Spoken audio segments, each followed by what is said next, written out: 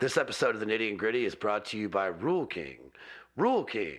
We've been selling baby ducks to irresponsible parents since 1984. Rule King.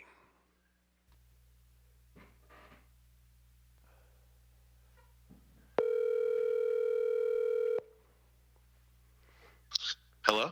What's up, Booger?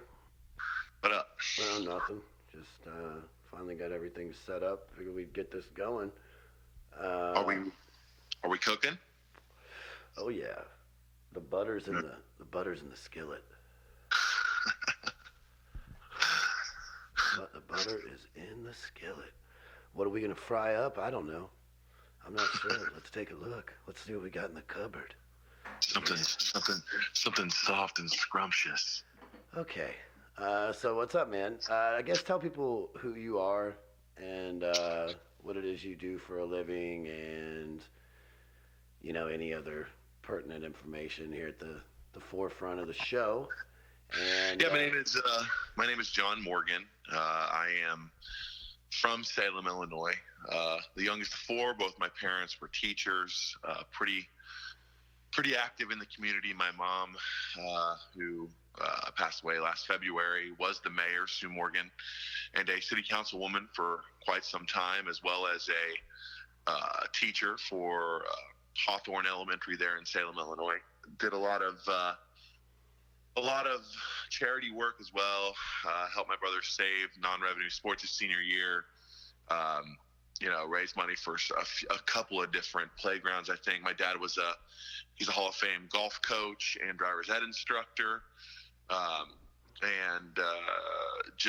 I said, my grandma was pretty active before them. My mother's mother, Thelma Bailey, was active before them in Salem. So we've been rooted there for a very long time up until last year. And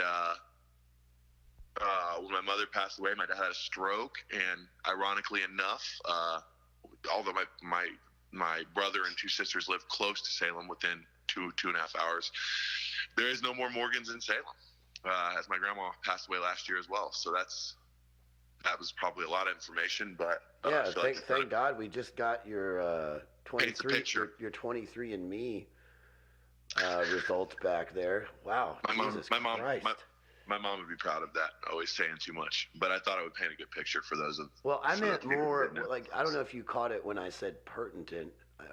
I meant like. I didn't hear that. No, I didn't hear that. I didn't hear that. I didn't. I mean, we didn't need a history of your family. I mean, I love your family. You know that. I'm not trying to be rude, but no, I get it. I just didn't hear you say pertinent. Yeah, well, this is the worst interview I've done so far. Off to a great start.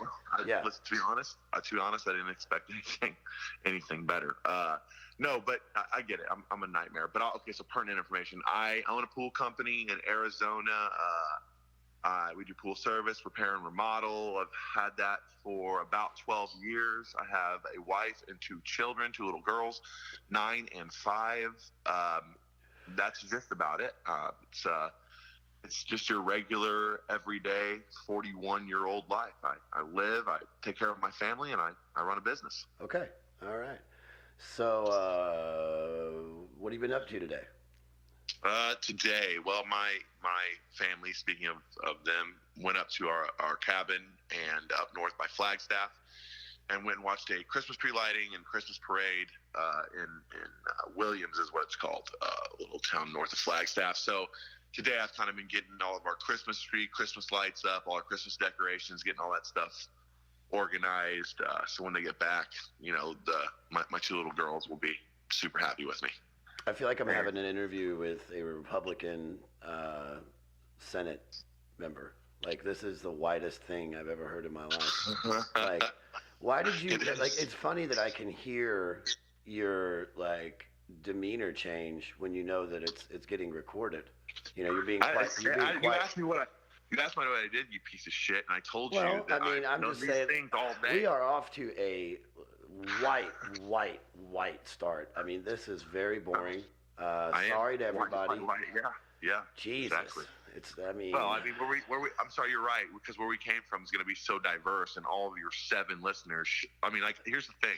I will tell you the information that you asked me. We can get into it or whatever the case may be. But you asked me what I had done today. Typically, if you want to know the truth, I go and I play basketball for like 3 hours, and I'll lift weights, and then I'll come home. I'm assuming since you're so white, you're probably like a center, power forward, something like that. Big corn-fed boy. Probably doesn't have a lot of game out by the perimeter.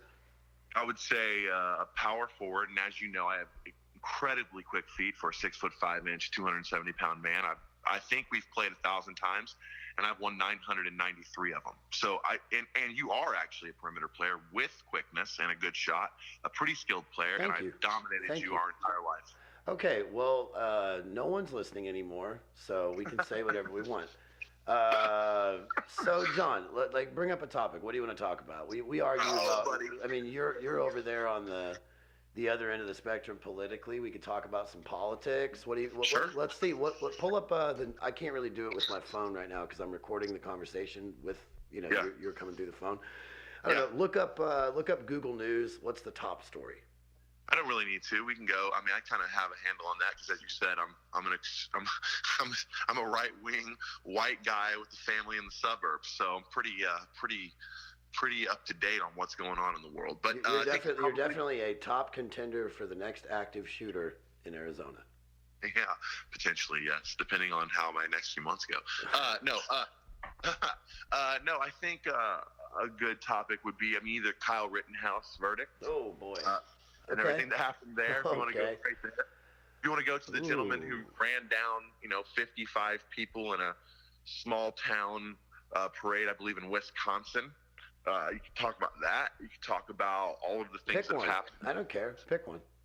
I think you want to talk about two ends of the spectrum and try to meet in the middle and see if there's anywhere to compromise in terms of our opinion or what we think. Maybe. I don't really personally know enough about any of those things to specifically to get into it. I mean, we could talk about the Kyle Rittenhouse thing. I think that personally, I think that kid's a fucking idiot for doing what he did and going over there. It's pretty obvious that he was looking for trouble. He found it, and I guess that by the laws that we have here in this country, he's legal. I think for sure he was looking for more trouble than they alluded to in the news. I think he definitely was there to help people. I mean, he took like a AR-15 to a Black Lives. I don't even know. Was it a Black Lives Matter rally? What the fuck was it? No. It wasn't a rally. It was a protest based off after George Floyd. Jacob Blake. No, I'm just gonna yell black people's names the entire. I'm Morgan Freeman. Yeah. It was Jacob Blake, I believe the guy was, who got shot and paralyzed by the cops 7 times in the back. However, he was a crackhead who had a knife and tried to kill somebody. So probably didn't need to shoot him 7 times. However, the shooting was justified. And so then they had a protest, and that kid came from somewhere in northern Illinois to Kenosha, Wisconsin, where his dad did live. It was his community. I think he didn't go there to just obviously to create complete chaos. I think he went there because he's a stupid 18-year-old kid who wanted to help out. I think he truly did. I also think that he not necessarily consciously looked for trouble, but you can't pick an AR-15 up once he crossed the border, which was legal for him to carry. But you can't, even if you're administering aid, you put out dumpster fires and help many people or whatever the case may be, you can't bring a gun to a protest and expect nothing to happen necessarily. Yeah, I just not think a bunch of crazy anarchists. I was talking to, anarchists is, but I'm sure there were some. For sure. They're setting fires and burning shit down. I think I was talking to my friend about it the other day, and she said something along the lines of, she didn't really say this, but we got into a point in the conversation where it was I don't really know what should have happened to Kyle Rittenhouse. I don't know. I don't think he should have gone to prison for the rest of his life necessarily. Right. I mean, I don't know. But I also don't feel like he should have walked away scot-free. I mean, I think that's the funny thing about America, I guess, with anything really, is that, that kid's obviously, what is he, 17 years old? At the time, yeah, I believe let's be honest, he's a fucking idiot. There's no getting around that. He's a fucking idiot. Yeah, for sure. Yeah, just completely uninformed moron who rushed into trouble. For right, sure. Right. And that was really stupid. And the onus of that whole situation, I do think, is on him because he went into that situation. I think he got really lucky that the law allowed him to find this loophole where he walks away with nothing. But well, he was attacked. I don't disagree with you. I know he was, but I mean that's like, to me it's just one of those things where it's like, yeah, dude, you're a white boy that went down there with an AR-15 on your shoulder. Like, what do you? Well, they were all white people. I mean, people he killed, people that attacked him were primarily. I know that. But if you're a white boy walking around with an AR-15 on your fucking shoulder in that environment, which is, I mean, as you stated, was a protest of some sort of wrong that was done. It was a fatal shooting that was by police that was right. Well, I mean, I think that's kind of a recipe for fucking disaster, and I don't think that the people that attacked him were correct, and I also don't think he was correct. Yeah, I think you had a bunch of anarchists doing things to create anarchy. They were not good people, clearly. One of them was a convicted child molester that spent 12 years or 15 years in prison. I've heard all the time. Yeah, all that stuff. So they clearly weren't good people. So is everybody else. I mean, we're not sitting here informing anyone, I'm sure, about the detail. To be honest with you, I have paid zero attention to the news for about zero attention is definitely an exaggeration of the truth. But I mean, I used to be so tapped in to the news and everything, like particularly like we were growing up, like I didn't really pay attention to politics or anything like that until after 9/11. And then it was like, that was such a big deal. I think I was 19 at the time or 20. I was 20. Right. And like after that, I was like, okay, I need to start paying attention to what's going on. I started paying attention. Sure. I used to love getting up in the morning and drinking coffee and smoking cigarettes and watching the news and feeling like, okay, I know what's going on in the world, blah, blah, blah, blah, blah. And nowadays, dude, it's just so trashy where it just depends, and maybe it's always been like this, but it just depends on who you ask. You're going to get a different spin on every story no matter where you go.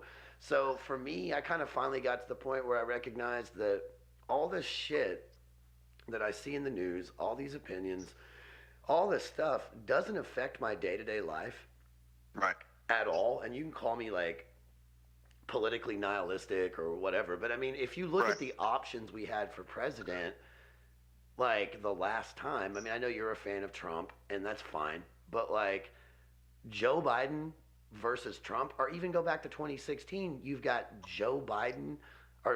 Donald Trump versus Hillary Clinton. Like, what is this? 1990. And if it weren't for Trump running, then you would have had Jeb Bush.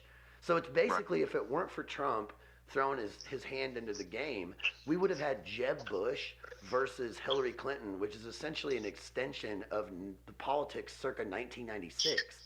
Right. I mean, it's just kind of disgusting to see. Well, politics is very generational. I mean, let's be honest. I mean, George Bush Sr., George Herbert Walker Bush. Skull and bones. Yeah. No, he was the Secretary of the Navy, and then he was Vice President. I know that. I understand it's all career politicians, but it's gross when they're regurgitating shit like that.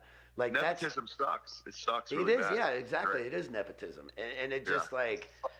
I don't know, man. Whenever I'm looking at when I'm looking at the selections we have for leader of the free world, it's just kind of painfully obvious that the machine has taken over to a point where they're going to they'll give you a little, like with Biden, like what? Biden was the absolute worst. Biden was the best. I've seen in the modern era. Biden was the best option we had for president. I'm a Democrat. He wasn't. Donald Trump was. And here's the problem. Okay. Oh Jesus. Is that here we go? Here's the problem about it. So I'm not even telling you that like I'm 1,000% Trump, because obviously his obsession with 140 characters and Twitter and the dumb shit that came out of his mouth to kind of. It stoked the fire and it destroyed the American culture. We're still trying to get back from that. It's gonna make a statement, and if you interrupt me again, I'll come through the phone. Oh, no, I doubt that, because your fat ass isn't gonna fit through the satellite. I almost said phone line, and then I was like, wait, Yeah. it's not. Speaking of 1996. Yeah. I mean, he stoked division. That's what it was. But I think his policies were so good. They were so good for small business owners. And I told many people this, and they look at me like, "Oh my God, how could you say that?" But the truth is that small businesses, because they employ many people, right?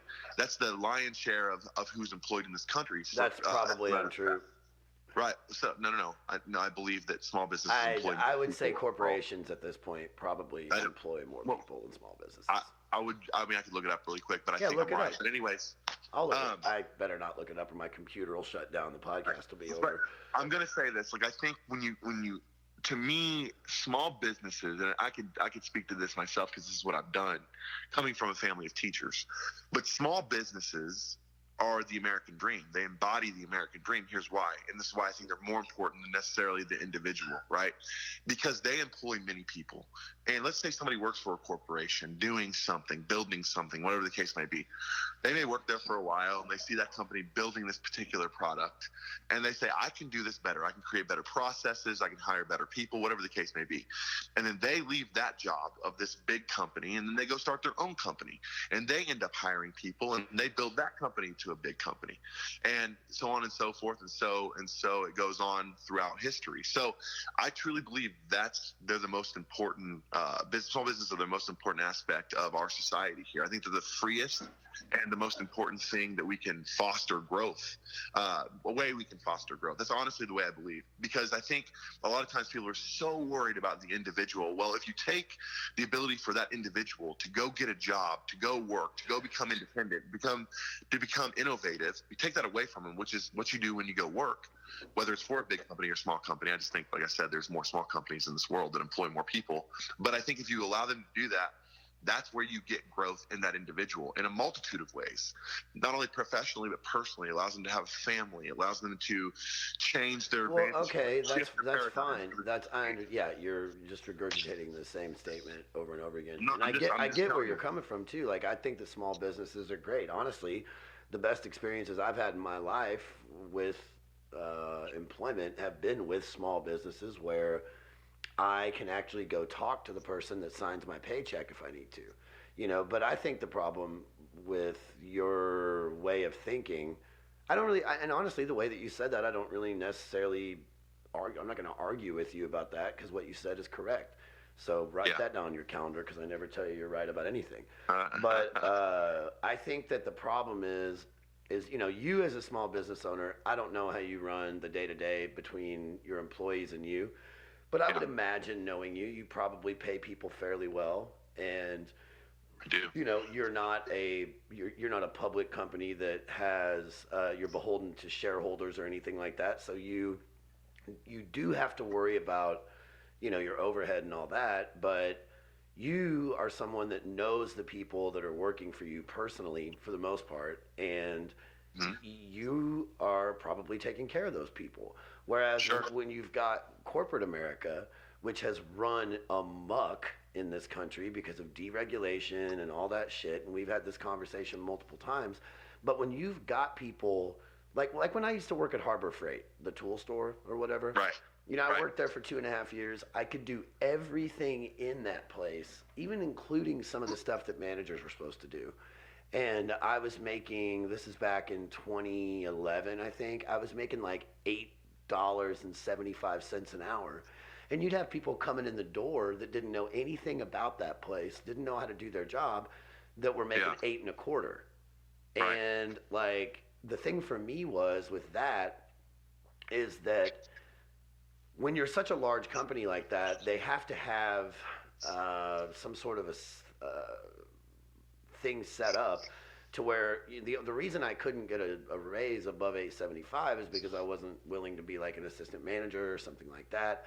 But it just, I think a lot of people get lost in the fog when you've got these massive companies that are beholden to stockholders and their overhead, their profits are the main thing. And then, and the thing is, man, you take away the people at the bottom that are making the $8.25 at all these Harbor Freights. I'm just using them as an example. You take those people out of the equation, that place doesn't have any money. And so I think that the problem with, and maybe I'm not even speaking to what you just said because you and I've had so many conversations about this, Mm-hmm. but I think people can probably follow where I'm going, is that when you've got massive companies like this that are pulling in so much money that it's an ungodly amount of money, which the shareholders and yada yada are the ones that are getting the benefit of that. All the people at the top, not all the Right. people at the top, because there's people's retirement in the market and things like that. But essentially, dude, they can afford to pay people at the bottom a little bit more money, and I find it funny that the Democrats like threatened to raise minimum wage to $15 an hour like last year, I think, or something like that. And now like Walmart is like, oh, we're gonna raise ours to like 11 or 12, at least in the area I'm in. So Right. and the thing is, if the Democrats wouldn't have been threatening to do that, then Walmart wouldn't have raised their wages to like 11 or 12 or whatever it is around here. You know what I mean? Right. And the thing, and that's the funny thing about politics, is that although I'm a member of the Democratic Party and I identify as on the left, I see what the left does now, and it's disgusting, and it's Mm-hmm. gross. I do not like. I'm so close to just leaving it behind because I get sick of all the woke culture bullshit and all that stuff. But the thing is, the overcorrection in a lot of ways is necessary in order to get these. Just using the minimum wage thing as an example, the overcorrection, maybe the overcorrection of yelling about $15 an hour for the people at the bottom was a good idea, because that overcorrection, which technically would have raised the price of goods and went bananas, allowed for companies like Walmart, which I believe is the biggest employer in the United States, to raise their wages a little bit. And it was only out of fear they did that. They weren't going to just do that. They did that. But it just adds to inflation, like you said, because all they're going to do is McDonald's, Walmart's, these big companies. All they're going to do is pass that additional cost onto their goods, and we're going to pay more as people. Right. That's But all they do. okay, but what do you say about the fact that a company like Walmart, basically, since they don't pay people enough money to live for working 40 hours a week, or well, actually they probably keep it to like 31 because they want it to be under 32 so they don't have to pay insurance. What do you say about it when you've got companies like Walmart that are making tons of money, that have people that are working there 40 hours a week or whatever, maybe 32, I'm not sure, but they're working, they're trying to work, and they got kids and they can't afford to live, so they have to get on government handout programs like food stamps and all that shit, which I believe. And then where do those people spend those food stamps? At Walmart. So what you've got is a modern day version of the fucking coal mine company store. Right. I mean, no. Here's the thing. That's the problem with it, because you have to motivate people to want to ascend through whatever job they have, whether that is to leave and start their own thing or move up through the ranks within whatever big corporation or Walmart or whatever the case may be. But yeah, I do believe that you should pay people a living wage where they can earn enough to take care of themselves, right? But at the same time, you don't want to overcorrect, because they're just going to raise the price of goods. We already have too much money in circulation. That's part of the reason we have inflation. You have all of this nonsense about shutting off oil pipelines because everybody wants to take care of the environment, which honestly, everybody wants to take care of the environment if you're a rational human being. But when you shut off pipelines and you take control away from the United States, we lose power. I mean, when there's a one world economy, the people that are going to lose power is the United States.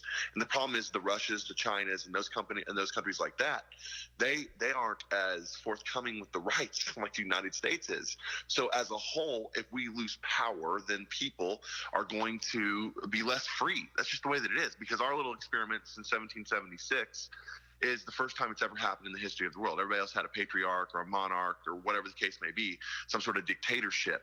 We're the first ones to do this, and it's worked out pretty well. We're the best empire of all time. Now, that being said, back to your point, you have to pay people a living wage. They have to be able to earn enough to live. I don't like the idea of paying them enough to have to go on food stamps and so on and so forth, because all of those programs were extremely helpful. Were only meant to be temporary. When FDR implemented most of them, they were only meant to be temporary, and we've dragged them on this long, and they're not run correctly, and it's a nightmare. And I know people are unemployment and things like that. It's just, it's a nightmare to handle those situations because we're spending too much money on them. But people need to be taken care of to a degree too. So I've had conversations with that, and we can go into that if you really want to, in terms of responsibility of the government working with the people who are on those government assistant programs to better themselves. Well, I guess I'd like to stay. Yeah, maybe, but I'd like to stay more on the topic of how do you get these large companies that we both know, if they're, maybe not Harbor Freight, but let's say Walmart, for example, like God only knows how much Walmart puts into lobbyists. Right. I mean, if they would just, if Walmart, you just need to incentivize Walmart, give them tax breaks. Walmart employs so many people, incentivize them through tax breaks. And people hate this because, GE paid whatever it was a couple of years ago. It came out, right? GE paid less taxes than a secretary that worked for GE, and so people hate that kind of thing. That's bullshit. It isn't. That is total bullshit. I don't care. I know that you can make the. I know that you can make the argument that everybody that works for GE paid taxes, and without those people working for GE, those tax dollars wouldn't have been there. But it's fucking bullshit that a company that makes that much money in profit pays no taxes. They paid less taxes that year than I did. I remember that. I don't remember how much they paid, but let's just say that I'm not doing that great. So that's fucking bullshit.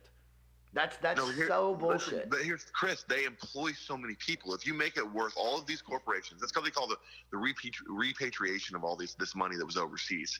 The problem is that if you say, okay, screw these guys, raise their taxes if they make over $400 million, it seems reasonable, right? I mean, it seems like a reasonable thing. They make so much money. It sounds reasonable, right? So it seems like the right thing to do. But the bottom line is they take they just make their corporate headquarters overseas, and that money goes overseas. Why would you do that? Why would you not cut taxes at the top for the big corporations? Let them. Because I'll tell you why. I will tell you why. Then they pay because those companies are not going to have. No one is going to have anything manufactured in the United States unless it's fucking potato chips. It's already not.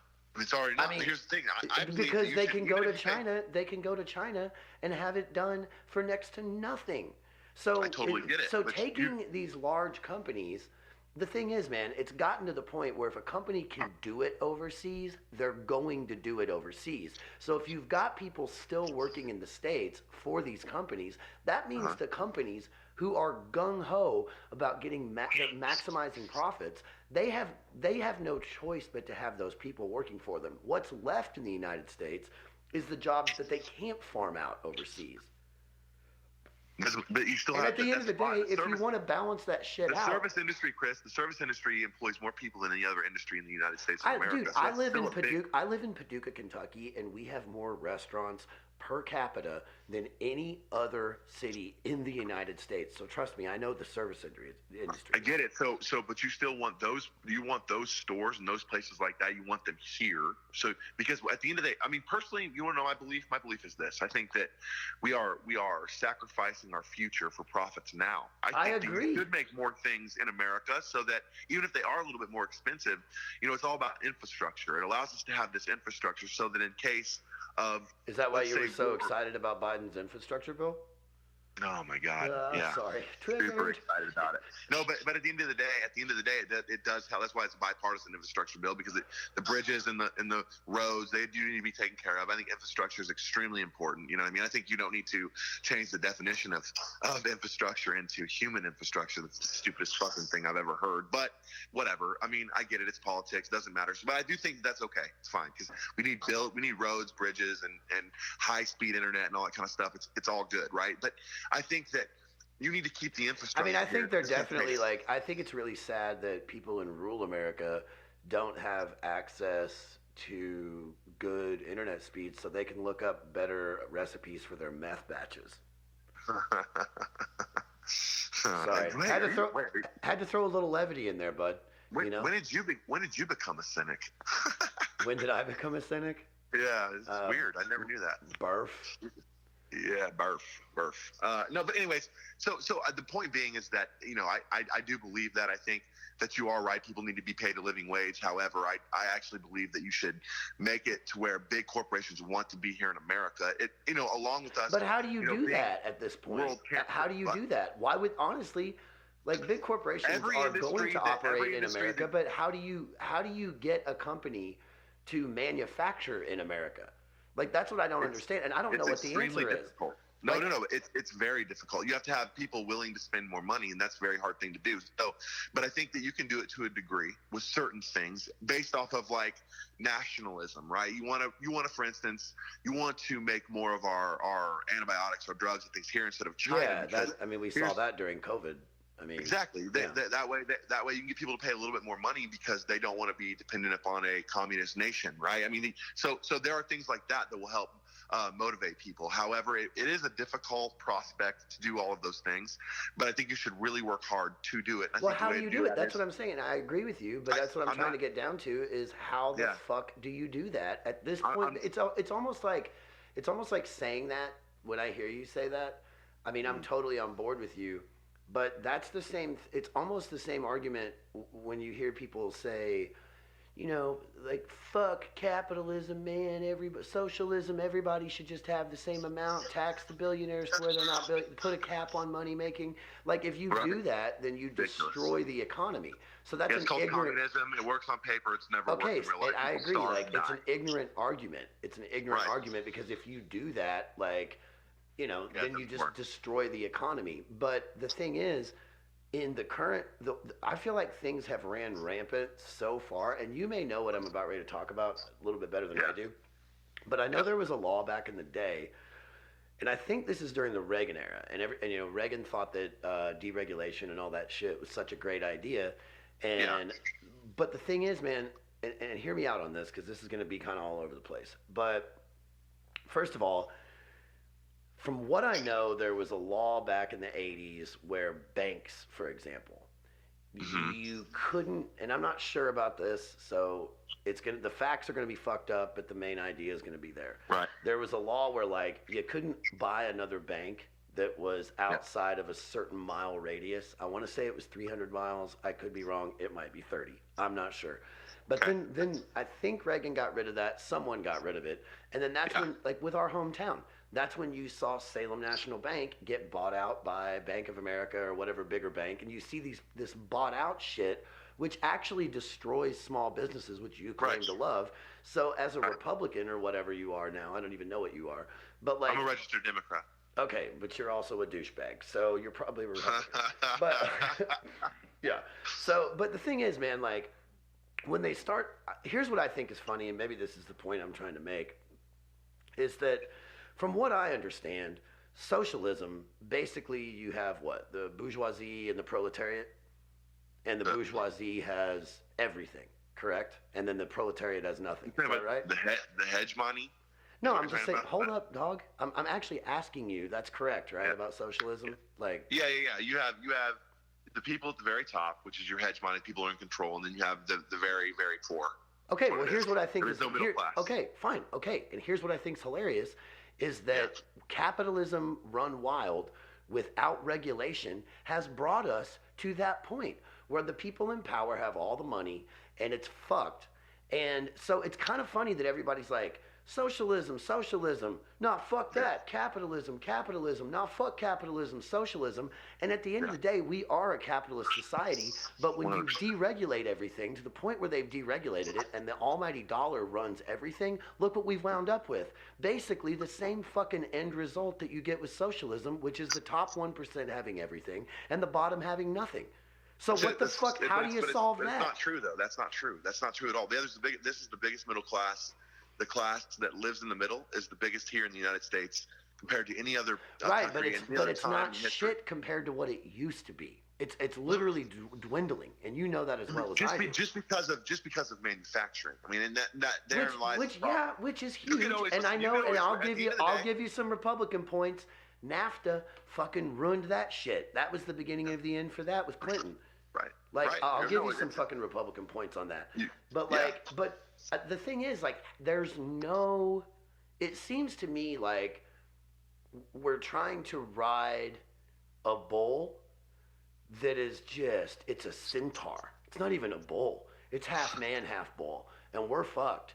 Like, we're going to fall off this thing eventually. I don't know when that's going to happen. But it seems like every solution to all these problems that you and I have talked about millions of times, it seems like there really aren't any solutions because, you know, it's like we're playing a game of Jenga. It's like we've been playing. Let me make this point. We've been playing a game of Jenga for however many years, since 1776, and now we're at a point where we gotta pull something out, and no matter which one we choose, the fucking thing's gonna crumble. It's not necessarily true because it's cyclical no matter what you do. Like, you had the technological boom that added, so much to our the amount of money we make every single year. I think it's our GDP, and that's gross domestic product. I'm not sure, but yeah, right. So that technological boom carried, it actually helped. It was helped by Reagan. People will argue that point. Trickle-down economics from the 80s. Trickle-down economics can suck my dick. Like, they don't. No, it doesn't. No, it doesn't. Not in this day and age. It does not work in this day and age because it doesn't trickle. I will ruin you. It trickles to the fucking stockholders. Dude, listen to me. You trickle down economics back then. It is getting too many. There are becoming too many people, so it's harder for it to trickle down because it takes too long. So yes, that's what I was getting to. If you would have let me continue to talk, however, I didn't need to let you continue to talk because I knew you were wrong. No, I wasn't wrong. I was not. You are wrong. I'm not wrong. It's too. Welcome to the podcast. Oh my God, you're the worst. Okay, so in any case, you're the worst. You're not on the ropes. No, but the bottom line is that it's a tough situation. You're talking about the savings and loan crisis, is what you're talking about in the 80s. That's what happened. Number one. I'm not talking about the savings and loan. What the fuck are you talking about? That's what the crisis was in terms of financial institutions, the saving and loans crisis. I wasn't talking about that at all. You just brought that one out of nowhere. Well, you were talking about stuff in the 1980s. I was talking about how the deregulation. I was talking about how deregulation allowed large companies to start buying up more companies within a bigger radius, which basically Deregulation sucks in terms of financial because you're having banks and financial institutions merge, which is not a good thing, which is why you had what happened in 2008, right? Because you had people buying mortgages that couldn't afford those mortgages, and then they had these ARM loans that had a balloon payment 5 years down the road that they could not afford because they were just paying the interest, right? So that's what happens when those big, huge companies. I know somebody that lived through that. You do too. We won't say their name, but. Someone that bit off way more than they could chew during that period of time and then got fucked. So I believe that you're right. Also, that was their fault. I mean, I'll be honest. Like whenever they're handing shit out like that, and like when I bought my house, I was like, okay, I have a good job right now, but I know this good job isn't forever, so I'm gonna make sure when I buy my house, I can cover my mortgage if I'm not working here. But you got a lot of people that think, oh, this is like everybody thinks that everything's going to last forever. No matter, their current status is going to either only improve or get better. And nobody thinks about, that they're going to have to saddle the darkness at some point. There's a lot of words come out of your mouth sometimes. What I was talking about. Just trying to make it interesting, bud. No, but sorry, bud. You just moved on. You're like a dog with a field full of bones. I am. This is the best bone ever. This is the best bone ever. Yeah, I am. I'm like a rabid hunting dog whenever I'm on this thing.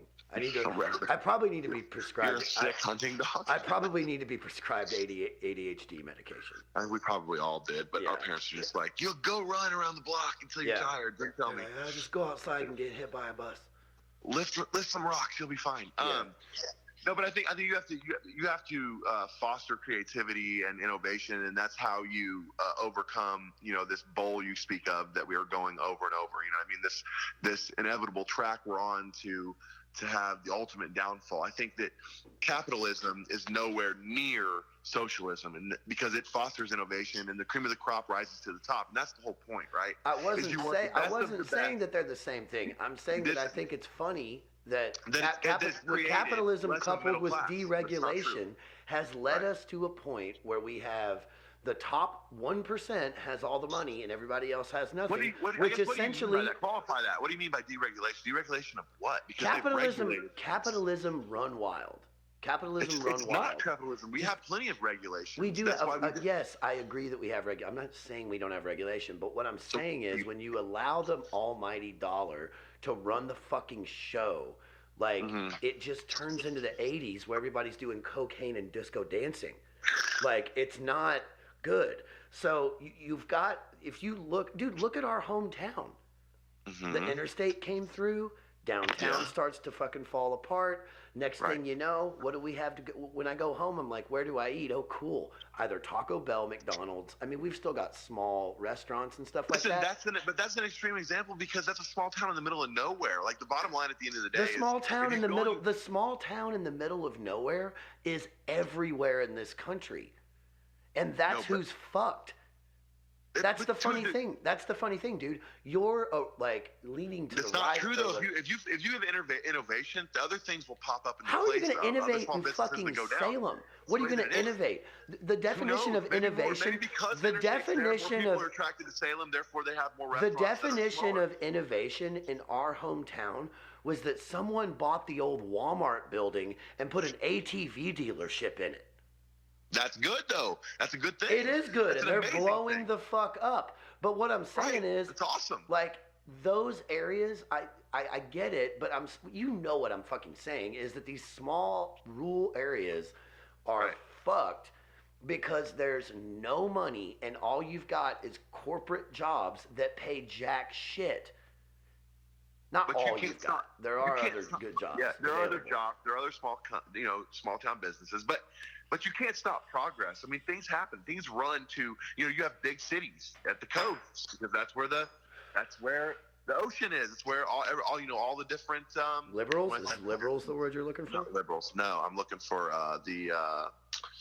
Cucks. Oh my God. Cucks. Liberal cucks. The booze is starting to kick in. Oh boy, I'm gonna delete this episode. No, it's fine. God, John, I was going to say the docks. What are they called, dude? The docks? Are you now going to start talking about ports, you piece of shit? Thank you. You're like, the docks, we go to, the main thing we have to take care of is our shrimp fishermen. No, what I'm saying people are going to run to the thoroughfares, which are by the ports, which are by the seas. That's the kind of way it is. I look at it this way. Small towns are always going to suffer to a degree because the more population, the more the they didn't suffer though. Small towns, if you look at the downtown of every fucking community across America, all those buildings were built in the early 20th century. All of them. Okay. So that was your shopping mall back then. Now you've got then in the 80s you had actual malls. You had strip malls. You're literally just saying the same thing I just said. I said everybody runs to the city. Just said that, dude. You're making my point for me. No, I'm not making your point for you. What I'm saying is that I understand that things change, and in the early 20th century, you had rivers, railroads. Those were the kind of things. Those were your ports, basically. As you were just saying, now that we live in a one-world economy and everything comes from China, then the port cities, we don't. Not yet. Well, we're getting closer, but we're not. America still dictates everything thus far. We still are the world's currency. We're still the world's currency, for sure. Learn to speak Mandarin. I'm just saying, we are. We're still. I work with. I probably shouldn't say that I work with shit. I know a guy. I know a guy that's a Marine Reserve. Yeah. And he was telling me that basically all they talk about is we're preparing for war with China within 10 years. Yeah, our technology circles there 1,000% though. Don't you know about whoa, bub? Do you know about the thing they just fired? I know the supersonic rocket, but if they have that, we can. I mean, here's the thing about that. It's just another Cold War. That's why I don't worry about it. They don't have anything that we don't have, and they don't have capabilities that we don't have. So even if let's say I don't believe it. Yeah, they do. I think the supersonic missile is something we don't have just because we haven't shown it. It's not the case, dude. It's not the They case, have a ton of stuff that we don't have because no. we are a democracy. They can just be What? gangster as fuck. Chris, still people want to come to America as opposed to stay in China because they are free here. People try to attain freedom by whatever means necessary. That's the human condition. Is that why you're condition, drinking tonight? period. What? Is that why you're drinking tonight? Because you're trying to attain freedom by any means necessary? I can't tell it. Yeah, I don't know. Yeah, but I'm just saying, like, don't ever discount freedom, and freedom's the people, civil liberties. Oh my and things God! Are you? This sounds like it's. I'm telling you right now, people come here. This is still the shining city on the hill. This sounds like you're about. This sounds like still, it's about to fucking barrel down the slide and end up I'm not in going some to sort barrel of down bumper any sticker. rabbit hole. We're not going down a hole. I'm just telling you right now that just don't ever discount freedom. And if you ever see somebody showing something to you, and the other country staying suspiciously quiet, I'm just telling you, it's just another Cold War if we were to ever go that way. Because if they ever fired a supersonic anything or try to do anything nefarious, like truly attacked us in any way, we could nuke the shit out of them in about 2 seconds, and that would be the end of the whole entire world. Therefore, that's the biggest deterrent possible, and so nothing will ever happen. Look, man, I'll say this. My grandpa used to always say that he didn't trust the Japanese. Well, we had Japanese internment camps. I don't think America trusted the Japanese back in the day. I was joking. But I'm saying it's not right, but it's the way it was. I mean, my grandpa didn't that way trust for real. the Japanese, I'm sure. Well, there are people that fought in World War II that didn't trust the Japanese. America literally didn't trust the Japanese because they put them in camps. Like, I'm telling you. Yeah, I know. Like, John. that's the truth. That was the but joke. I'm saying, that was the I joke. got it. Thank you for. You're not funny. If you had not smoked since you were 12 and your voice had inflection instead of high rasp and low rasp and mid cancer, my throat is exactly like the United States. There's no middle class. Oh my gosh, you're so wrong, so dumb. I hate it. But it's fine. Oh yes, I got you on the ropes. No, there is middle class. You're dumb. And if you think socialism and capitalism reaches a no middle class situation the exact same, isn't that the definition of socialism? Is that you end up anywhere else in the world? Socialism doesn't work. Okay, but that's fine. I'm not arguing the point that there's no middle class here. I'm not saying that. I'm saying that the middle class has slowly been getting smaller. It ebbs and flows. It's not true. It ebbs and flows when the economy. That I don't think. See, this is. I got a kid that I used to work with who wants to learn about how to record sound and stuff, and I was like, dude, I'll pay you $20 an hour if you'll just be like an intern, and I may pull that kid over here one day to just have him sit at a desk and be like, look that up, because it sucks not being able to look it up. You know, just to fact check either one of us. You know, because I looked up the jobs. I looked up the small businesses employ 47.2% of people, but comprise 99% of businesses. Can you say that again? Because I wasn't paying attention at all. Small businesses comprise 47.2% of people, employees, but they make up 99% of all business. So yeah, you're right. The big companies employ more people, according to what I looked at, anyways. Oh, okay. Yeah, I mean, who knows? Like, you could look at another article and it could tell you the exact opposite thing. Do you want to talk about anything funny? Actually, we got to take an ad break. I actually got a sponsor for this show. Are you serious? Yeah, Rule King. Rule King is sponsoring it, so I got to read a Rule King ad. We'll take a break, and I will come back. Okay. Uh-oh. I gotta push the buttons, but... You don't have a Rule King ad. That's ridiculous. This episode of the Nitty and Gritty is brought to you by Rule King. Rule King, are you an American man who likes to buy low-cost Chinese-made tools? Well, come on down. We won't tell anybody. We got a whole mess of secrets. Rule King. John, you there? I'm here, buddy. Yeah. Hey, okay, so I looked it up. So from 2011 to 2019, which is basically pre-pandemic, the global middle class population increased from 899 million to 1.34 billion, or by 54 million people annually. Now, a year of that was erased because of the pandemic, but that's roughly what was happening. So the middle class has grown. Therefore, your whole but you were saying, but you just said globally it's grown. It doesn't. Okay. And I believe in China the middle class is growing, well, I mean, that's and I believe in America it's shrinking. So it's good to know that we're eventually the socialist country is gonna fight a communist country in space. No, here's the thing you don't know about China. During the Trump years, their GDP shrunk because they're building empty cities. There was the only thing I liked about Trump was that he would fucking go up against China and be like, "Fuck you." Like, dude, I remember. I'll say this about Trump, and I think then we just need to get off of politics because it's just mundane after a while. Yeah, it's. But I will say that I noticed, like, I abhorred Trump. You know that, and you hated him, yeah. Yeah, but the thing was, I remember kind of seeing the crack in the veil, or whatever you want to say, one time when Trump had an idea about food stamps. Yeah. The curtain got pulled back. But I remember Trump saying that with food stamps, he thinks it would be smarter to buy food in bulk, store it in warehouses, and then have some sort of a delivery system for people, which was a brilliant idea. That's a brilliant idea. That's very smart. And I remember, like, the media just took a shit on him when he said that. And I remember that was kind of the moment for me where I went, wait, what the fuck's going on?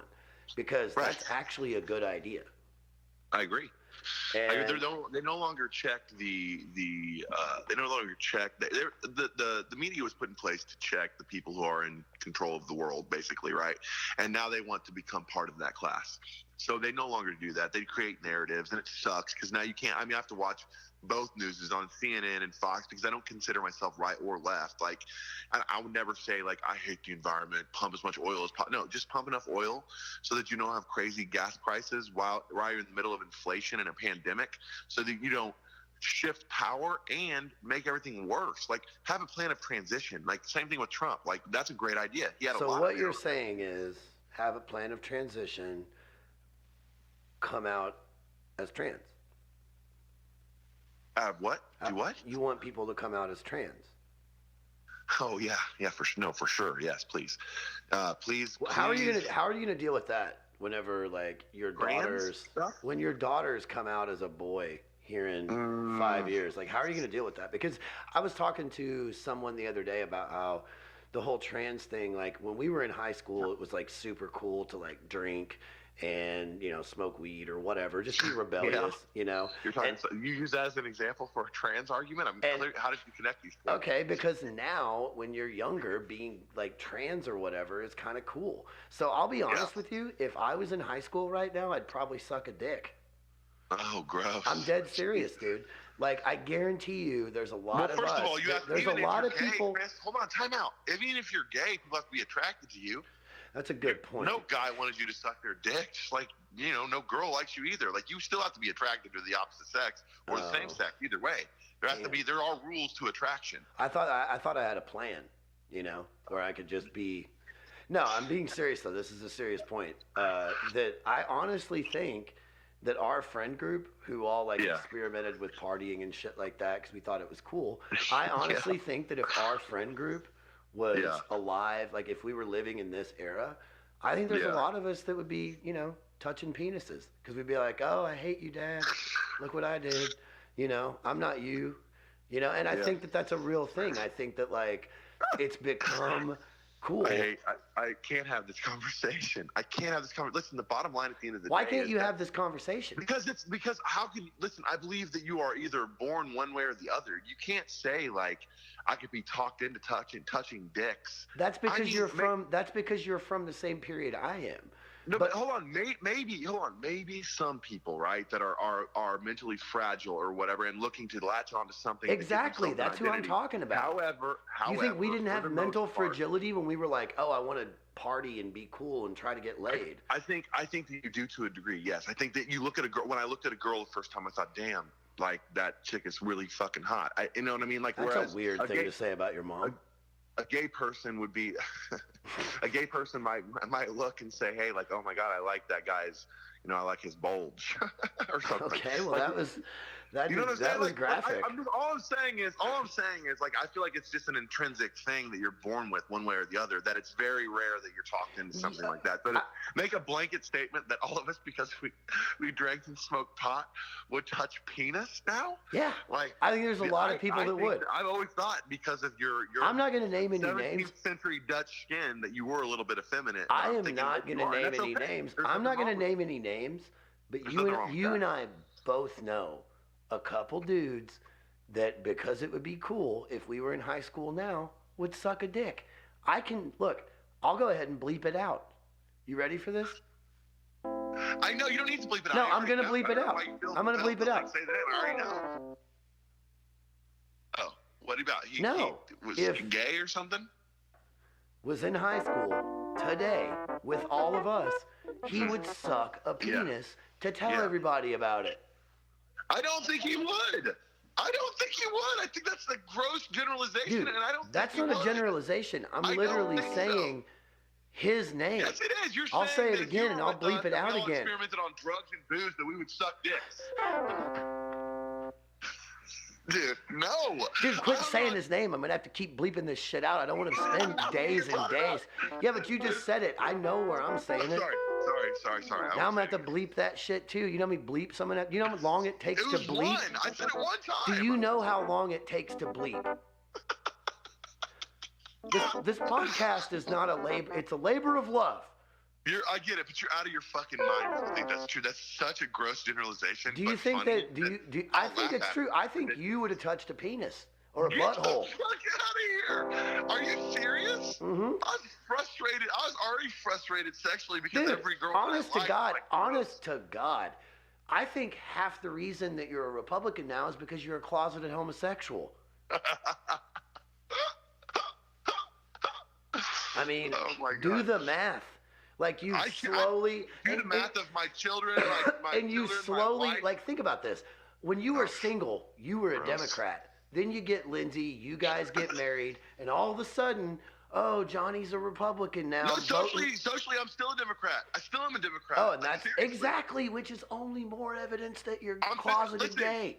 Ronald Reagan said, When you're younger, if you're not liberal, you don't have a heart. When you're older, if you're not conservative, you don't have a brain, bro. Other people other than you, they change, they evolve. Okay, so are we talking about your sexuality now or politics? No, not my sexuality. It has evolved to a lovely wife with daughters, and now I'm a fine Christian man, and I love, I love all of the things that go along. Dude, I really wondered where you were gonna go there when you started that, because I could hear it going dark, and then you were like, "I am a lovely man with a wife and children, and I love them, and praise Allah." Yeah.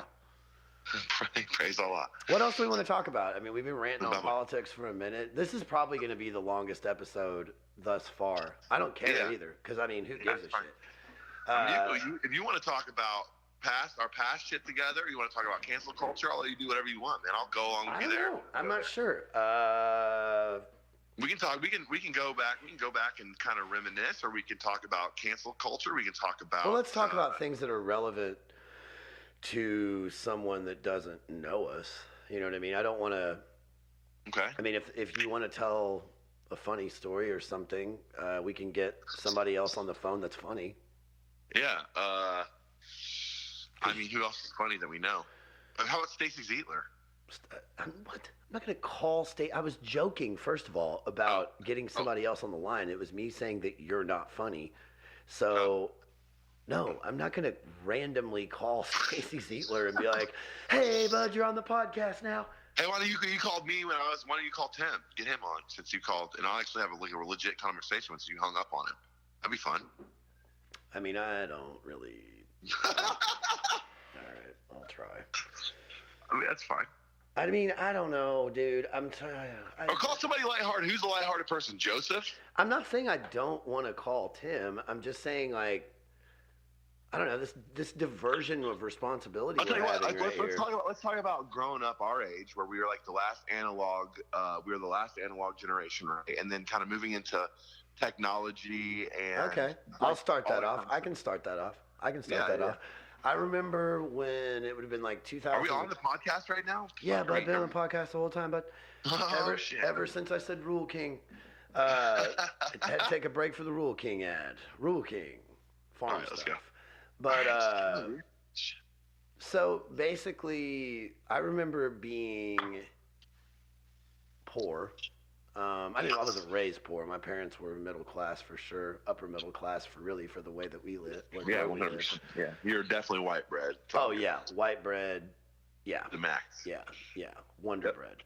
For sure. Brick house. Yeah, exactly. Yeah. But at the same time, my parents were Hitler and Mussolini, so it's not. I didn't really reap a lot of the benefits.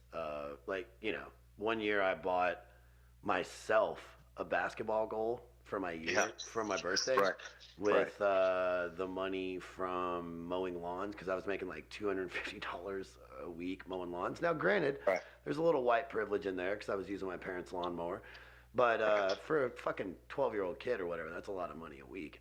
And their gas. No, I was putting gas in there. Yeah, I was definitely putting gas in there.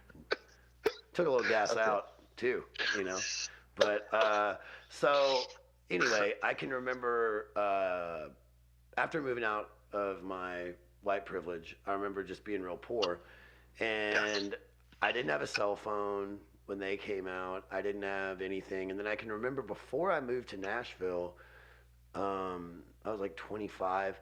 Everybody was getting on MySpace and shit. Yeah. And I remember being like, this is the stupidest thing I've ever seen. I'm not going to do this. And then... Is that before or after you made a gay MySpace for me for an entire year? I didn't do that, but we can talk about that later. But I remember when I was going to move to Nashville, I was like, okay, I'll get one. That way I'll be able to keep in touch with people, And I made a complete mockery of it, did a false photo shoot. It was so stupid and pretty funny. But then... when I got down to Nashville, I can remember thinking like, oh my, and I had the MySpace and all that, and I was starting to like put my songs on there and everything.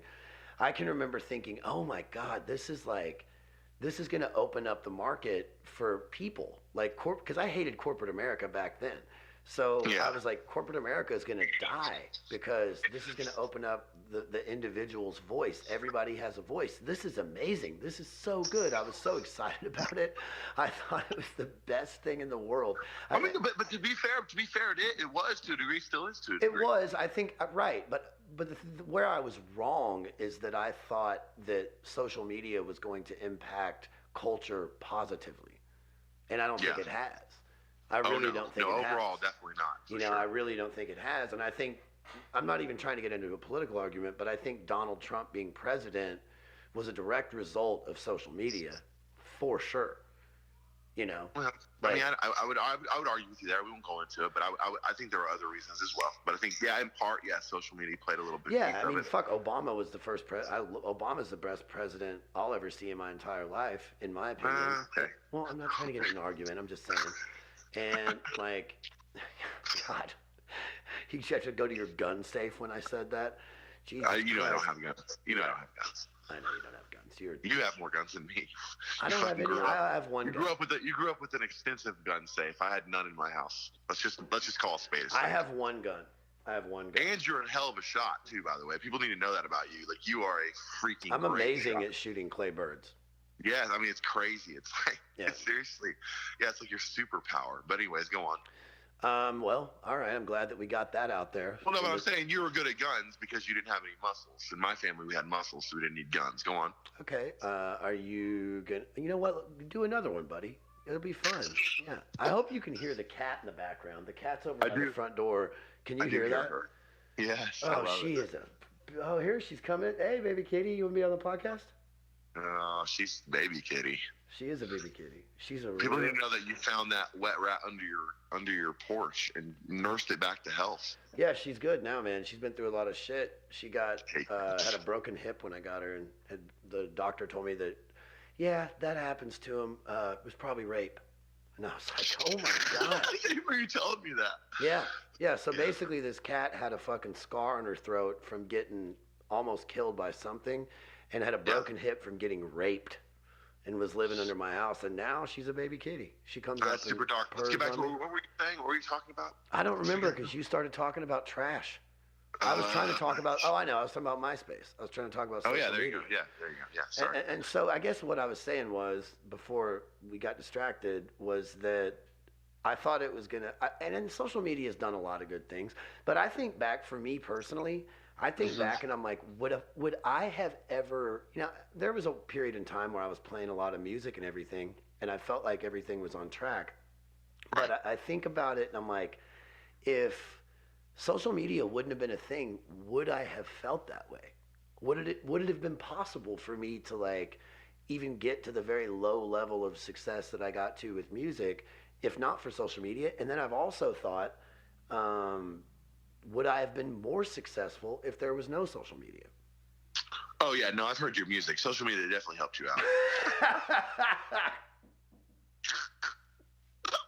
I'm just kidding. Yeah, no, I think with regard to that kind of thing, like, I think that social media does help people. I mean, in terms of like breaking famous, right?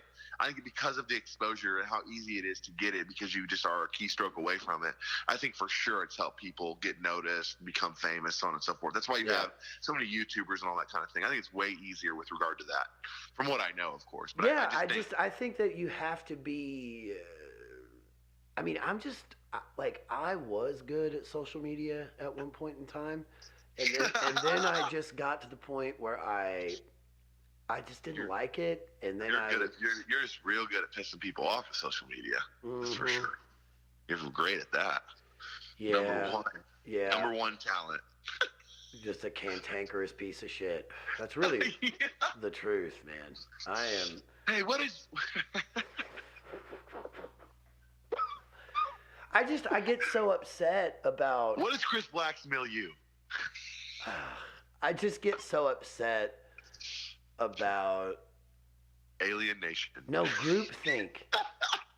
Groupthink. I get it, 100%. I get so upset about it, and then when I see it, because I'm on social media, it starts to wear on me, and I start to think that everybody is so stupid, and then I'll be like, what if I did this thing that could be taken one of two ways, but I already know how it's going to get taken. Yeah. But I'll do it just to like let it. Back in the day, I would do it just to see what would happen. And as I used to tell you, and you remember this, I used to tell you you were aggressively passive aggressive. Mm-hmm. Like I used to say it to you all the time. Like here's the thing about you is that you have standards, you have morals, and you have things that you're willing to, you're willing to die on that hill. Right? I know, it's so stupid. More so than anybody else I've ever met in my entire life. I don't. It's the gods and every story you heard of the Greek gods, it was boastful pride that got people in trouble, right? You just have this prideful nature that really, really has made your life so much harder. And I've tried to tell you, I mean, you know this numerous times, like just back off a little bit, right? There's sometimes when you don't shut the fuck up, John. Right, exactly. That's what you would get like. Right. And that comes from having arms the size of clock hands, right? You're a little bit of a Napoleon, right? Even though you're 6'3" or whatever you are, right? I mean that is what it is. You just feel like you have this moral code that. Well, I think I may have had some Napoleon syndrome, probably from being born the way I was born and all that shit. But also, I honestly think that most of my Napoleon syndrome came from just how gangster we all were growing up and how mean we were to each other. As fuck. We were. Like I told you this today. We were talking, and by the way, everybody who's listening to who cares? Podcast, you don't have to. Everybody. We talk every day, right? But it is what it is. Like the whole thing is, we talk every day, so we know each other very, very well. We've been doing this. Yeah, you're my best friend. Years. I won't even put anybody. I won't put anybody. You're not even close. No, right? You're like a brother to me.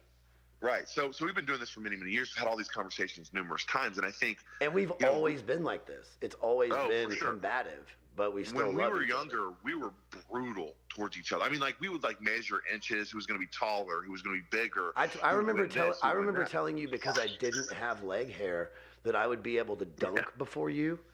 Or dunk. I would be able. What was it? I would hit puberty later. You would dunk, you'll be taller, and you were going to dunk over me. Because I would hit puberty later, and I still don't have leg hair. So hey, I'm 40. I'm 40, so John, when we're 52. Yeah, I get it. I could hammer a basketball like a fiend when I was younger. I could dunk when I was 20. Athletic. When I was 20, I finally started dunking for but it was only like 3 weeks. It was like I went on a cruise with dunks. Shane Kelly and I won the Scottsdale. We won the Scottsdale Intramural League when we were at Carbondale. I don't fucking care. That's not even fuck, relevant. I care. It was fucking awesome. We beat all the football players. Oh God! Baseball players. If this is gonna divulge, if you'd have been on that team, we'd have lost. That's all I'm saying. Anyway, let's keep going. If this is gonna go into some sort of, I literally made a statement. You don't have Bruce to qualify. Springsteen Glory Days podcast about you talking about winning intramural league in college. Are you fucking kidding me? Do you think that anybody wants to hear about your fucking bullshit career as an alcoholic basketball player at Carbondale? You are dead wrong. True. I was not an alcoholic. I studied hard. Oh, you studied the bottom of a bottle. You're a real piece of shit. Oh, man. Wow. Way to cut me off of my knees, you son of a bitch. You brought the subject up. I added to it ever so slightly, and then you lampooned me. I don't like you. Yeah, actually, you know what I did? I dunked on you. How funny is that? It's awesome. Yeah. Okay, where were we at again? I have no idea because the more drunk we get, the more I'm not drinking. I decided not to drink. Yeah, I was like, fuck that. I got to work tomorrow. Psych. Yeah. No, I've had a couple beers. I'm not drinking. People know what you look like. That's true. Old leather skin over here is oh my God. Having some cigs and some beers. It's like leather skin that had white paint spilled all over it and then baked in the sun. My for face, another 10 years. My face super pasty. My face looks like an adobe hut. You look like a Native American Rain Man. You want me to insert some applause there? No, it's fine. You made it awkward. No, I mean, it just wasn't funny. It was pretty funny. You look like a Native American Rain Man. Has a lot of Rain wrinkles Man? on his face. How about you look like the Indian in the cupboard? Is that better? Remember that book? Do you remember the book? Yeah, John, I remember the book. It's a great book. Are you gonna get back? Are you gonna get back to being a good podcast guest, or are you? No, sorry. What were we talking about? I asked you what we were talking about. I had no clue. I lost. All right, John. Go ahead, bud. Take over. Take over, John. Take over America's airwaves. Take over America's Tell the people what you want to tell them, man. You know? What do I want to tell the people, man? Here's what I want to tell the people. I want everybody to know that we are, as Americans and people in general, the sum of all of our experiences. And that if you work hard enough, because there is no magic bullet, you're capable of doing anything. You just got to stick with it long enough. Chris is example number one, right? Because he stuck with music. I was with him the day he started playing guitar and harmonica, and for the next 6 months, it was unbearable to be around him. And now he's put out something like 9 albums, and has sold 11 albums, and he's reached. I've reached dozens of people. Yeah. Yeah. He's reached dozens of people, and that's a success story in and of itself, right? I mean, the guy became at 20 years old or whatever it was, from not knowing how to play an instrument to becoming the uttermost professional and putting out multiple albums, right? So same thing with me. I was a nothing and a nobody, headed nowhere, and I decided one day to shift my paradigm, move to tropical paradise, completely uncomfortably in about a 2-week period of time. And from that point forward, I have been very successful because I put my nose to the grindstone, worked really, really hard, put the right people around me, and it's worked out thus far. I hope it continues to do that. I really believe we are the sum of our experiences, some worse, some good, right? Some better than others. But I think if you take the good from the bad, along with everything that you can accomplish, and you apply that to your everyday life and moving forward and progressing through life, that you can be a success. That's what I truly believe. I believe in the American spirit. I believe in anybody who wants to go get something bad enough will be able to go do it. I think there's nothing that can hold you back if you want something bad enough. I think Chris and I are examples of that, along with many, many, many other people. And I feel like a lot of times Jesus Christ, FDR, are you done yet? Nope, I'm not done. You said go on. I'm going to make my statement, and then I'll cut it out. I believe people are capable of doing anything in life. It's a good podcast to go to sleep to. True, and I really do. I want people to understand that. I think that my story, your story, and other stories prove that an American dream is possible. It is It is. I think you just have to. I think the American dream is possible, but I think the American dream needs to fucking lower its standards. Like that's the problem. I don't think so. See, I think that's a horrible statement. Look, bro, then that's the fucking look. I'm not lowering my standards. I'm just simply saying that to be realistic in this day and age, with a lot of the things that you and I were just talking about, like you can't. Why do you have to be realistic? Because you can't because everybody and their fucking brother that's coming up in this new generation thinks they're gonna be a fucking TikTok star. And like that's not real, you know. But life will slap you in the face enough times, right? Dude, I've been slapped in the face. Why do you think my face looks like an Adobe hut?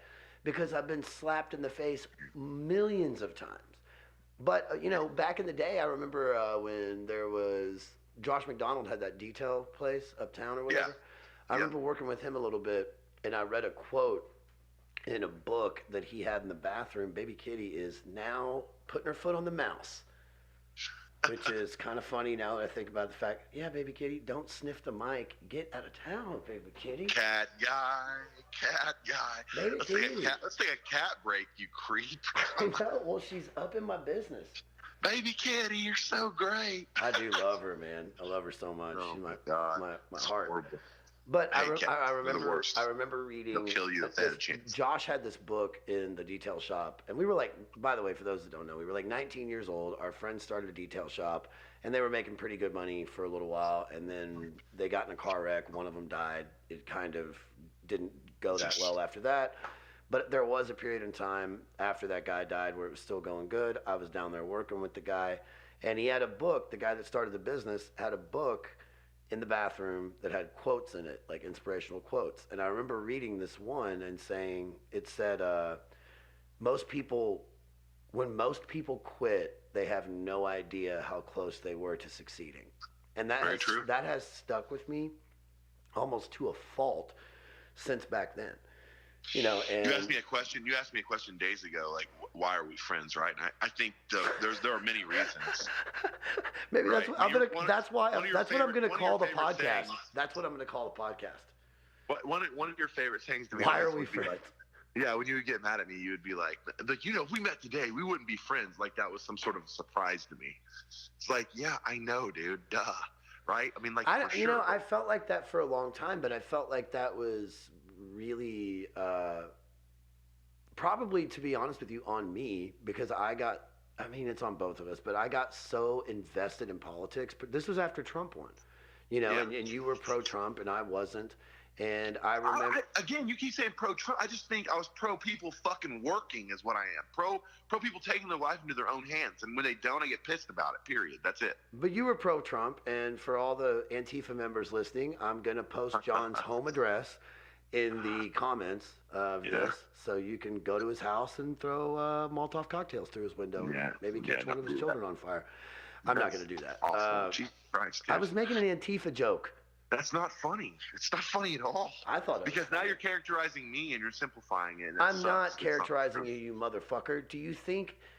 I mean, maybe you shouldn't have had 7 whiskeys before we did this. I'm good. I've had 7 whiskeys. I like how you tried to say a number. You were like, I'm good. I am good. No. I'm not drunk. I'm not. I've had a couple, but that's what I wanted to have this. You know. I mean, who gives a fuck? It's literally, dude. I don't give a fuck. Who gives a shit? I'm having a good conversation with you. It is weird to do this whole thing where I'm like recording conversations. I had a conversation with someone last night that went 3 hours on the phone, and it was fucking awesome. And it was really cool to have that conversation and not record it. And in that moment, I recognized that although I really love doing this podcast shit and just talking to people about things, it's really fun, but I need to make sure that I don't let it, I need to make sure that every conversation I'm having isn't just me recording a podcast. Has a point and a destination. Yeah, exactly. You are the last bastion of hope for all mediocre people out there. This podcast is for all mediocre people. Oh, dude. Yeah, for sure. Like every failed musician, actor, anybody in the arts, this is what you do. People that falsely felt entitled that they were talented and clearly aren't. I mean, I'm pretty fucking talented. So Do it. I'll say that. I am. Yeah, you're talented at making people mad. I'm talented at making people mad, and I'm talented at music. Those are the only talents I have, and that's why I started a podcast, and I hope that it pans out, you know? Do you have a crazy awesome mouth trumpet? Because only one of us do. Crazy awesome. I forgot about that. That's how we were going to end the episode. Yeah, so did you come up with a melody? John I didn't, but who cares? Fucking cares. John has always, John's not a musician, and but he's really good at mouth trumpet. So we were gonna, God-given gift. I'm trying to end most of these episodes with some music, and John and I decided it would be a good idea for him to play a melody with his mouth trumpet, and then I like the hip hop masters of old will go in and sample John's mouth trumpet out of this podcast, and then I will put it into a beat. I'm also going to sample the cat, by the way, because she's meowing in the background, John, and I know how much you love the fact that I own cats. So we're gonna have. I actually question my judgment because my best friend is a cat guy. I was a dog guy for years. I'm a sucker for animals. You just turn into a lonely person whose food smells like fucking cat food, cigarettes, and despair. Yeah, I'm basically like I'm a trailer grandma. You are. I mean, that's what I am. Have you switched over to Newports? No. I'm back. The funny thing is, I was having trouble singing when I tried to record my last album because I hadn't been singing at all, and I started trying to sing on the first vocal, and I was like, oh, whoa, can I even sing anymore? I got really scared, and so I switched to Marlboro Ultralights. So I'm healthy as a spring bunny rabbit. You have the voice of somebody who has to cover their whole of their neck to speak. Yeah. I'm not doing. Well, I haven't figured out. I just lit one. Cigarettes advertise themselves, man. You talk about them, and I'm like, Daddy needs a smoke. Joe Camel back in the day, the cartoon got you. Oh, it did, yeah. I mean, I look like a camel, a monkey, and a lion had a baby. So it makes perfect sense that I saw a camel smoking cigarettes and was like, yeah, I want to be cool. Well, let's hear your mouth trumpet, and we'll close it out with that. And let me just say this really quick before we close it out. I just want to say this. We've been friends since 8th grade. We were 13. I'm now 41. You're the math major. What is that, Chris? 28. 28 years, right? 28 years. So we've been married for 28 years. We've had many, many arguments. It took me longer to remember what you said than it did to compute it. I know. So we've been friends for 28 years, man. I have to tell you, like, this guy is my family member. He's my brother. Like, my family members are all a bit older than me, and so he was the guy who was my age. We had a lot in common. We hit it off like peas and carrots right about. But I love you, even though you're a giant asshole. I thought you were getting ready to go through your fucking 23andMe results again, and I was just going to be like, dude, I'll hang it. I'm trying to be nice. I'm trying to say that I love you, and I'm glad that we've been friends for all these years. It's enriched my life, and I'm glad that you were my friend. You always bring the counter point of view, right? You're the counter point of view, and you devil's advocate. Is that what you're looking for? Thank you very much. Devil's advocate. Whatever. I don't know if you're devil's advocate. You're just the opposite point of view of me. That's it. I'm just a cat guy. I'm just a cat guy in a dog world. And I've had to, you've had to bear your point of view, right? Your entire life, which is very interesting with your musician and all the stuff you do. And I had to become a crazy success, and that's been hard on me, right? We're totally two different ends of the spectrum. And I'm just really glad we've been able to maintain this friendship for all these years, given those factors. I just wanted to say that out loud. Hey, man, and I appreciate that. That was nice to hear something heartfelt, and I'll say back that I've always been in it for the free drink. All right, let's hear that mouth trumpet. Cigarettes. Yeah, no shit. Let's hear it for the mouth trumpet. Did you come up with a melody or no? Because I asked you. No. I think because we talked about playing America the Beautiful. No, God, no, John. Oh no, please, just. All right, I'll just start playing. Listen. I'm a little drunk. If it sounds like something else, I'm sorry. All right, just do this. Just do this. Okay. All right. You got to take this seriously. I will. Go I will. I ahead. can't Go really laugh. Shut ahead up. and go ahead and do a little. Listen to me. Hear me out. Do a little Yes. jazz at the beginning Yeah. to get loose, and then go into America the Hey, Beautiful. I'll do a little Louis Armstrong because No. that always leads into something good for me. No, that's,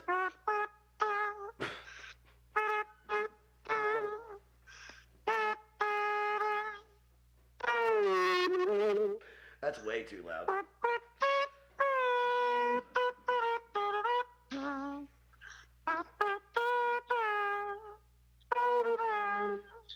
Louis Armstrong did not write Mac the Knife, did he? That's Mac the Knife, John. Who cares, Chris? Shut Louis your Armstrong mouth. I didn't don't write care. Mac the Knife. I don't care. It's Mac the Knife is a I was Bobby. in the- It's a Bobby Darin song. Okay, Bobby Darin. I was feeling my flow, and you fucked it up. So let me get going again. Here we go. God, just do America the Beautiful and shut the fuck up. I'll probably go into a little. Yeah. Okay.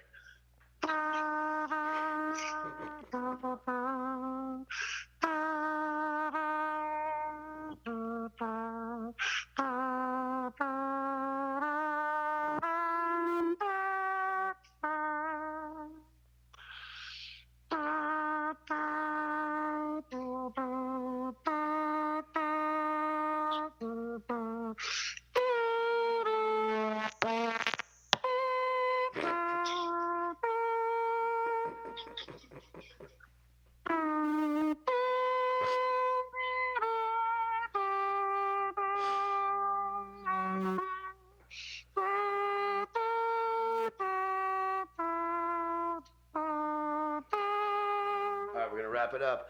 And crown thy good with brotherhood from sea to shining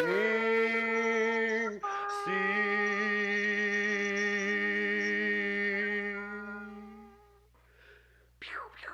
Those are the guns and the fireworks and the active shooters. All right, this has been the 21 Nitty and the guns Gritty, salute. brought to you by Love you, brother. brought to you by Rule King.